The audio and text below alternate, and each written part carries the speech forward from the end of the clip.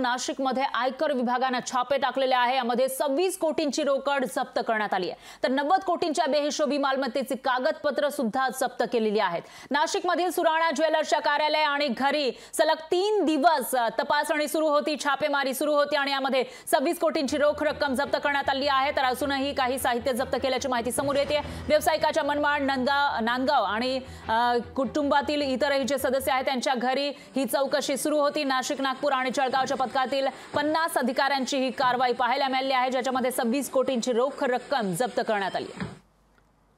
आणि याविषयी अधिक माहितीसाठी आपले प्रतिनिधी महेश महाले आपल्या सोबत फोन लाईनवर जोडले गेलेले आहेत। महेश, काय सांगाल, मागील काही दिवसांपासून ही छापेमारी सुरू होती असं कळतं आणि याच्यामध्ये 26 कोटींची रोख रक्कम जप्त केली आहे, काय अपडेट्स आहेत या छापेमारी विषयी?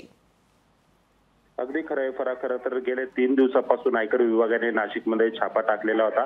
नाशिकच्या सुराणा ज्वेलर्स या ठिकाणी त्यांनी छापा टाकलेला आहे। या छाप्यामधून बेहिशोबी मालमत्ता ही जप्त करण्यात आलेली आहे। सुमारे 26 कोटी रुपयाची रोख रक्कम तर 90 कोटी रुपयाची बेहिशोबी जी मालमत्ता आहे आणि त्या संदर्भातले जे दस्तावेज आहेत ते आयकर विभागाकडनं गोळा करण्यात आलेले। खरं तर नाशिक, नागपूर, जळगाव पथकातील 50 अधिकाऱ्यांनी एकाच वेळी ही कारवाई केल्याने खरं तर खळबळ उडालेली आहे। नाशिकच्या सुराणा ज्वेलर्स यांचा रिअल इस्टेट मध्ये देखील मोठा व्यवसाय आहे, तेथे देखील चौकशी करण्यात आलेली। त्याचप्रमाणे त्यांचा बंगला असेल, फार्म हाऊस असेल, येथून जे आहे ते विविध कागदपत्रे जी आहे ती गोळा करण्यात आलेली आहे। यानंतर जर बघितलं तर सुमारे सिने स्टाईल पद्धतीचा हा छापा होता। घरामध्ये छापा टाकल्यानंतर अक्षरशः फर्निचर तोडून फर्निचरच्या आतमध्ये ज्या नोटांच्या बॅगा होत्या त्या लपविण्यात आलेल्या होत्या। अशा पद्धतीची आयकर विभागाने ही कारवाई केलेली होती। यामध्ये कोट्यवधी रुपये आयकर विभागाच्या हाती लागलेला आहे। निश्चितच महेश, आणखी याविषयीचे काही अपडेट्स असतील तर तुमच्याकडून घेत राहूया। दरम्यान धन्यवाद तुम्ही दिलेल्या या सविस्तर माहितीसाठी।